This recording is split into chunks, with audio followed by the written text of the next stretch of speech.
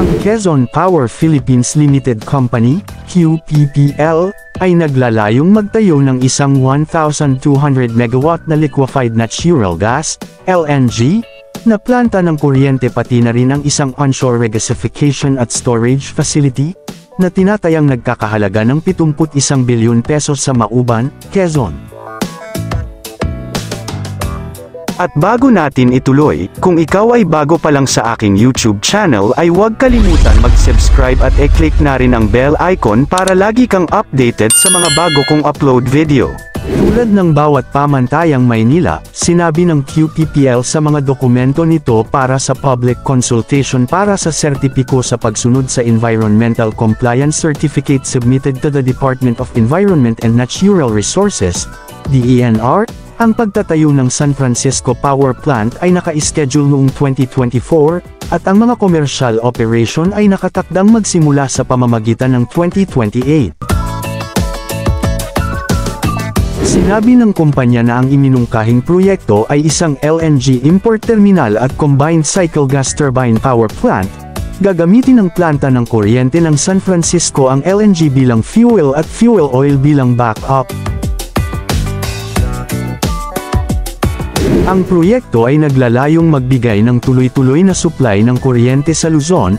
Ito ay mag-aambag sa pagtugon sa pangangailangan para sa maaasahan at makatwirang presyo ng baseload na supply ng kuryente para sa kasalukuyan at sa hinaharap, sabi ng QPPL.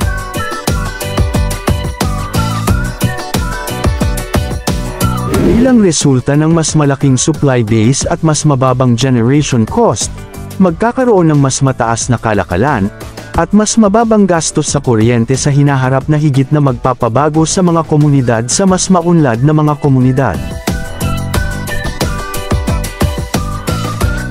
Sinabi nito na inaasahan nitong kukuha ng hindi bababa sa 1,500 workers at laborers sa loob ng 39 na buwang panahon ng construction.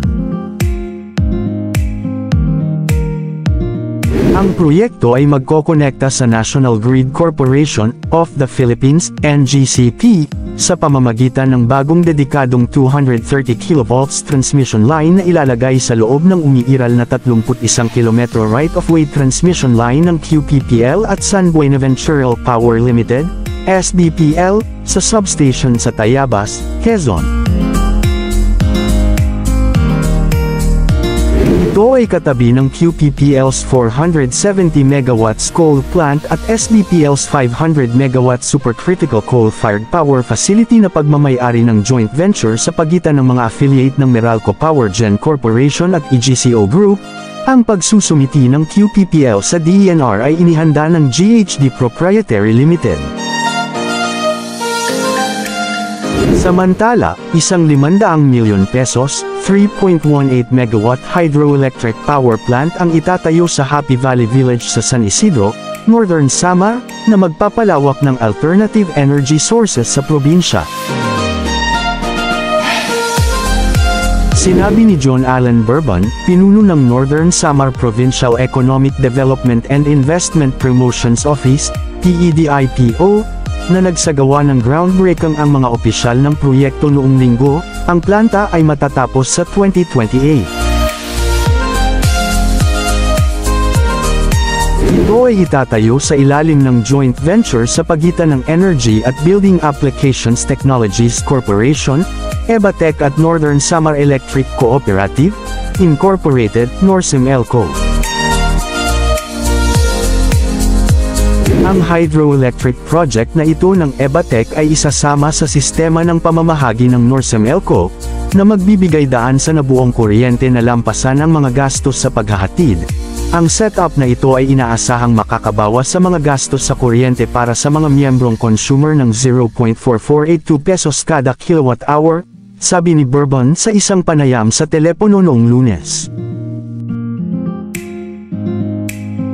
Kalahati ng kita ng NORSEM-ELCO mula sa proyektong ito ay inilaan upang bawasan ang mga singil sa pamamahagi para sa mga mamimili, habang ang kalahati ay magpopondo sa mga pagpapabuti sa paghahatid ng serbisyo ng electric cooperative.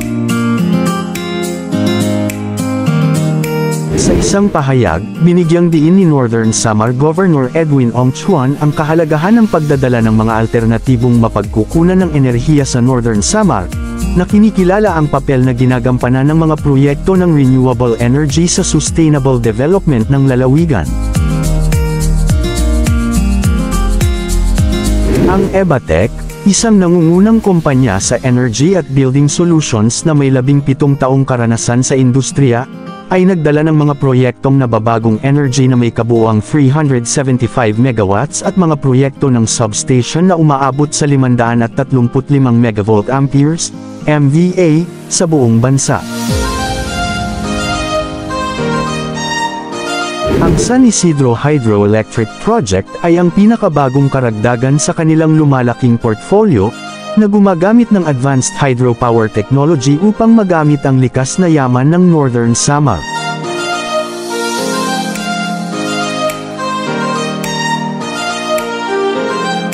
Ang bagong renewable energy project na ito ay isa lamang sa Renewable Energy Ventures. Kamakailan, nagkaroon ng mahahalagang pagpupulong si Ong Chuan sa Copenhagen Infrastructure Partners at Gemini Wind Energy Corporation, para sa paparating na offshore at onshore wind energy projects. Ang mga pakikipagtulungang ito ay nagpapatibay sa advokasya ng pamahalaang panlalawigan para sa isang bio-circular green economy, kung saan ang mga renewable resources ay pinalaki at ang epekto sa kapaligiran ay pinaliit. Ipinoposisyon din ng patuloy na pakikipagsosyo ang Northern Samar bilang isang promising site para sa malakihang renewable energy investments, na mahalaga sa pagtugon sa pambansa at pandaigdigang sustainability goals. Sinabi niya na ang Northern Samar ay lumikha ng isang investment-friendly na kapaligiran na tinatanggap ang mga proyekto tulad ng hydroelectric plant ng EBATEC.